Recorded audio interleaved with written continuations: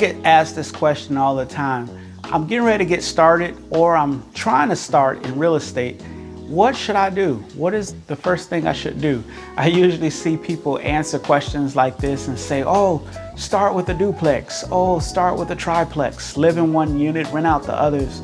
Or they might say, oh, well, do all the fix-ups and everything yourself.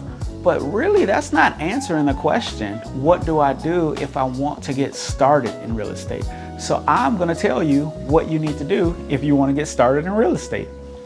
So, number one, if you wanna get started in real estate, the first thing you have to do, you have to start educating yourself. So you wanna start reading books. One of the first books that I read when I got started in real estate was Multiple Streams of Income by Robert G. Allen. And then he has a second book called Nothing Down for the 2000s. I read both of those books, but the second one, that's the one that really got me super intense and focused in real estate, because it teaches you ways how you can purchase real estate without going to the bank. Now, not to say going to the bank is a bad thing, but if you don't have your credit and all the things in line, you're more than likely just not going to get a loan. And you have to have W-2 income also. So the first thing you have to do, you have to start educating yourself. I gave you 2 books that you can start reading, but also you want to hang out in groups such as your REIA group. REIA stands for Real Estate Investor Association. Every area, every city has one, and if yours don't, you might be able to go to one that's in a nearby city that's a little bit bigger. So you want to go to those meetings. You don't necessarily have to just go to those meetings, but you just want to look and see where there are any hookups or meetups in regards to real estate investing. You can also do shadowing of a property management company. You'll be amazed at how much you can learn just asking if you can shadow a property manager. And a property manager probably wouldn't have a problem with it if you let them know that, hey, I want to get started in real estate investing, and I would like to know if I can shadow you just to see what you do and go through on a daily basis. A lot of times they will have no problem doing that. They like their job and they don't have a problem helping somebody else out. So you want to educate yourself and hang around individuals that are doing what you want to do, which is real estate investing. Number 2, you want to go ahead and start now. If you don't have a really good credit report, meaning that you have a high credit score, high being 700 at least. Well, actually, let's take that back. Let's say 680. But you want to have at least a minimum of 680 credit score. But when I say work on your credit report and credit score, it's not just having a 680 or 7 or 800 credit score. I've met people that have a 800 credit score, but they don't have a good credit profile.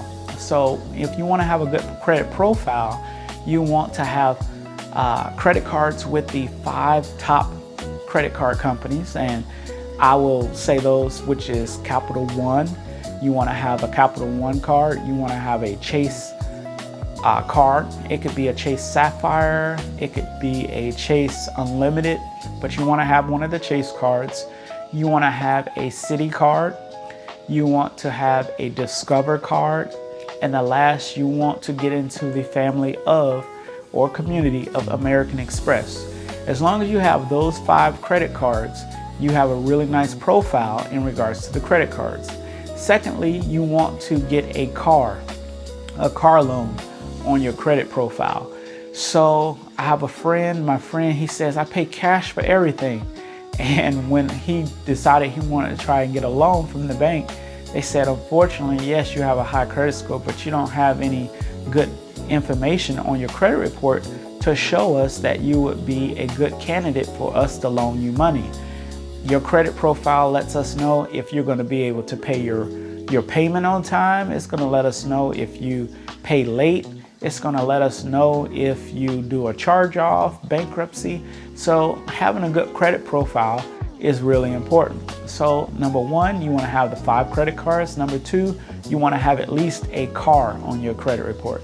Number 3, you want to have at least a personal loan. You can have a personal loan through a company called Prosper, Prosper, or Lending Club. You want to get one of those, or you can get a personal loan through Synchrony Bank by simply going to a furniture store, Ashley Furniture, or just about any furniture store. And instead of you paying cash, you're gonna get credit through them, and then that credit is going to report on your personal credit report.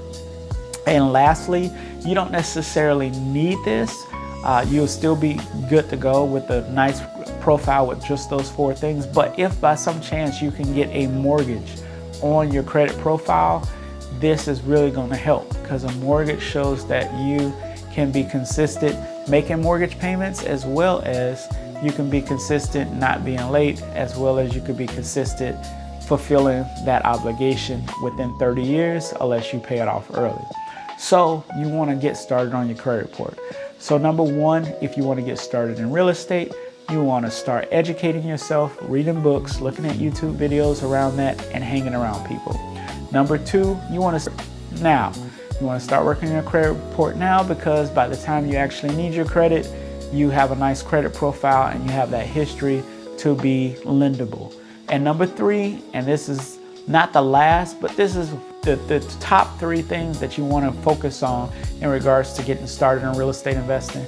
And number 3 is simply, you are going to start answering the call when you see a for sale by owner sign. When you see a for sale by owner sign, you're going to call that number, schedule an appointment with that person. And when you schedule an appointment with that person, essentially what you're doing is you are practicing and getting the information and knowledge on how to call, talk to people, and schedule. After you call and you schedule, you're going to go out to the property. Now, of course, when you've been reading your books, remember, in order, you're getting your credit together, but you've been reading books, looking at videos, and preparing yourself how to talk to people, how to get started in real estate, and so on and so forth. So what you want to do is you want to have a game plan. When you actually meet up with these individuals, you want to have on a piece of paper, ledger, or your tablet, or whatever, you want to have your questions. So how much are you selling this property for? Okay, you're selling it for $100,000. Are there any problems with the property? Okay, there's problems with the property. What's wrong with it? How old is the roof? Okay, you don't know? Oh, okay, 3 years. Okay, how old is the hot water tank? How old is the furnace? When was the last time it had service? So you want to have all your questions already ready to go, and you're going to ask your questions as you're looking through the property. Outside of that, it's giving you the confidence. So a lot of people are shy, they're introvert. They don't really like talking to people, but you have to get, if you want to be successful in real estate investing, you have to get used to talking to people. So this is getting you comfortable meeting with sellers, meeting with individuals that want to sell their property. And remember, these are for sale by owners, and you can find these individuals online. You can go to Craigslist, you can go to Zillow, and you literally type in for sale by owner. You'll find several individuals that literally wants to sell their property, sometimes for $10,000, $20,000. In certain areas like California, you might find somebody that just want to just give it to you for free. We had that situation a few times where we just wanted to give the property away for free. We didn't want any money at all. We just wanted to get out the deal, simply because we call that in real estate investing alligators. They're just eating your cash flow and eating away at your peace of mind. So it's individuals out there that will literally give you the house for free, but you will never know that they want to give you the house for free unless you get out there and make phone calls.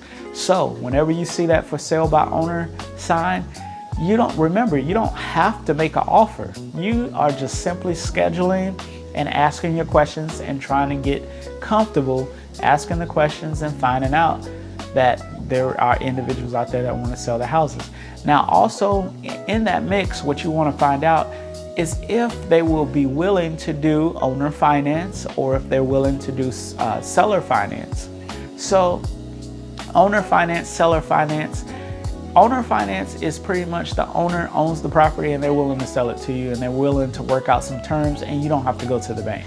Seller finance is pretty much almost the same thing, but they have a mortgage on the property and you have to figure something out how you're going to get the property, take over, and work out a payment plan with them. So it's individuals out there that will be willing to do that also. So, but you won't know unless you actually take action and call that phone number on the for sale by owner sign. So other than that, those are the top 3 things that you need to start doing if you want to get started in real estate investing. It has nothing to do with invest in a duplex or invest in a triplex or anything like that. That's not what you need to do if you want to get started. To reiterate one more time, you're going to get your credit going good. We're trying to get those top things on your credit report, which is the 5 credit cards: Discover, American Express, Citi, Capital One, and Chase. You want to get those 5 credit cards. You want to try to get a car loan, a personal loan, and if you can, a mortgage.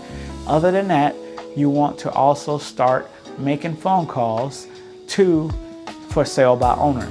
So we want to make calls to the for sale by owner so we can get comfortable talking to people, but also getting to practicing what we're asking for in regards to the properties.